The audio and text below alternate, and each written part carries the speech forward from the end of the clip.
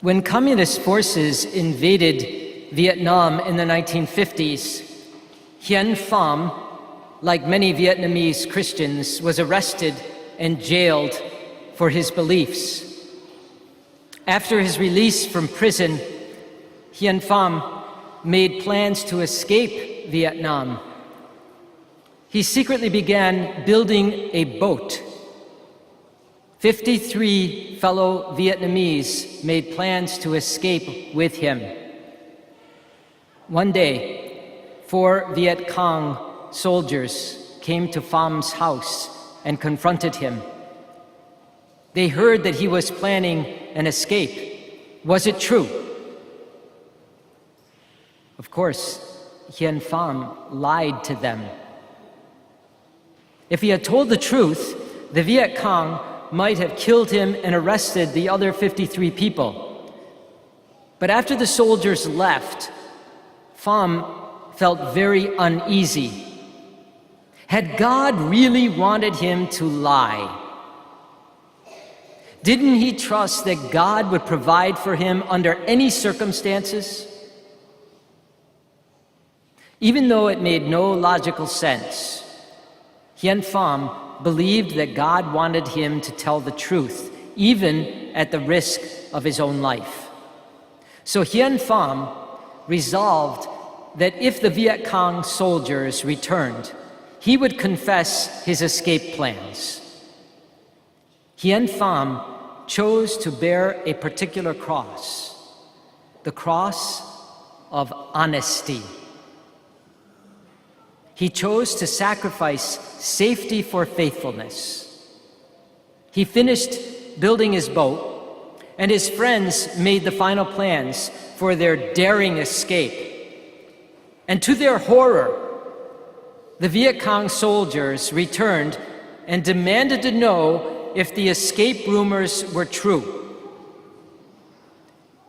Hoping against hope, Hien Pham confessed his plans. Can you imagine his surprise when those 4 soldiers replied, "Take us with you." That evening, Hien Pham, his 53 friends, and 4 Viet Cong soldiers made a daring escape under cover of night in a homemade boat. In the gospel today, we hear Jesus ask the question, "Who do people say that I am?" And the disciples give various answers, which of course were wrong. And then Jesus asks, "But who do you say that I am?" And Peter responds, "You are the Christ." And in this response, Peter was acknowledging Jesus as the Messiah, the Anointed One, whom they had been waiting for. 2 thumbs up for St. Peter. He successfully responded correctly. But what did he do with his success?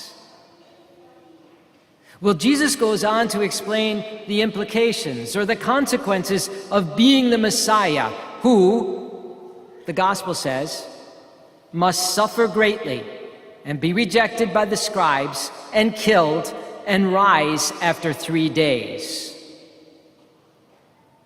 So here we have successful Peter take Jesus aside and begin to rebuke him for such statements. And in turn, Jesus rebukes Peter. "Get behind me, Satan. You are thinking not as God does, but as human beings do." So do you see that in just a few short moments, Peter turns from being a success to being a failure? Beware of success. Did you ever notice how failure often follows success? And the reason for that is that when we become successful, we begin to detach ourselves from God and from others. When Jesus spoke of his impending suffering and rejection and crucifixion, Peter was quick to try to detach from that, to detach from the Spirit of the Father. Peter was happy to get the 2 thumbs up when he got it right a few minutes earlier. But now, when it means suffering, he fails miserably. And don't we see this in families? People with humble beginnings that grow together as siblings. As soon as one of them becomes wealthy, they often forget the fact that they came from the same womb.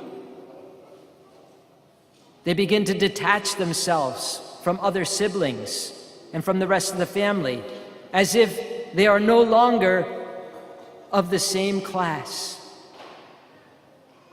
People who suffer together and go through the same school, as soon as one of them gets a better job than the rest, the person often begins to detach himself from the rest, forgetting his initial beginning, his initial struggles. You know, the scriptures tell us that our help ultimately comes from God, and we need one another. As you are climbing, never forget those you meet along the way, for on your way back, you may meet them. So I propose to you that our success is contingent upon how much we are willing to pick up our cross and follow Christ. The abundant life lies in what Jesus said. Whoever wishes to come after me must. Did you hear that word? Must. He didn't say should. He said, whoever wishes to come after me must deny himself, take up his cross, and follow me.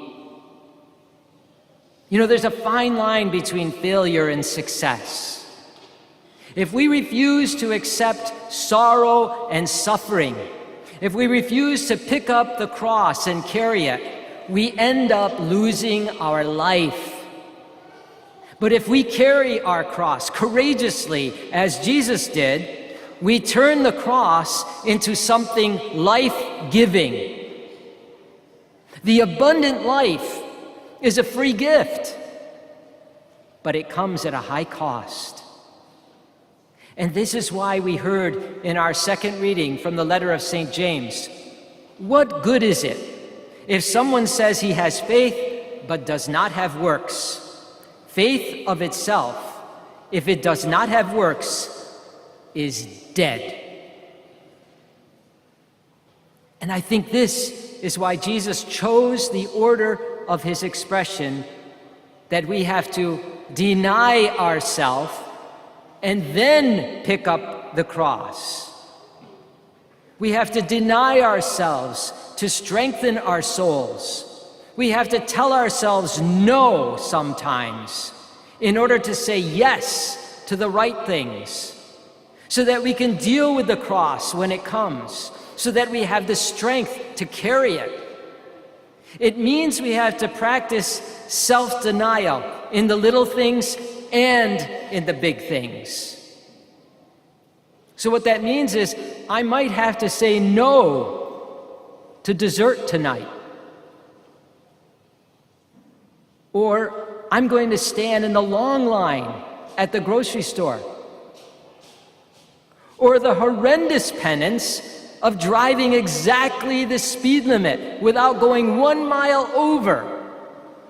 That is horrible. I think it's something with little people. They like to go fast, like me. Bad, very bad. But just think if we kind of discipline ourselves in that way.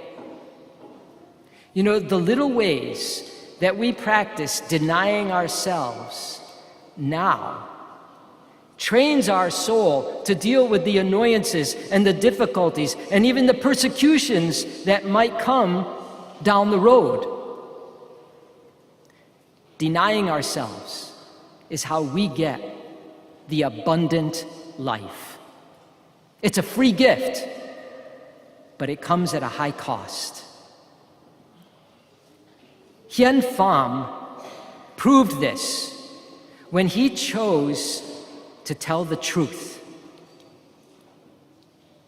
So what's the end of that story? Well, it goes like this.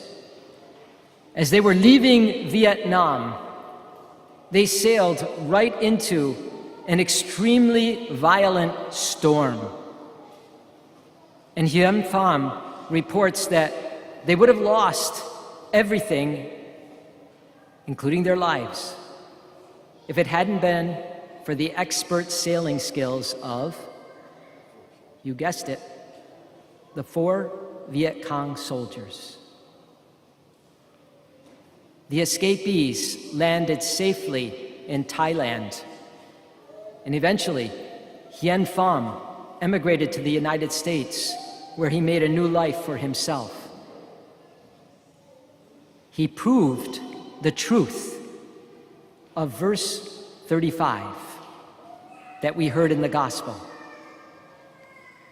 For whoever wishes to save his life will lose it.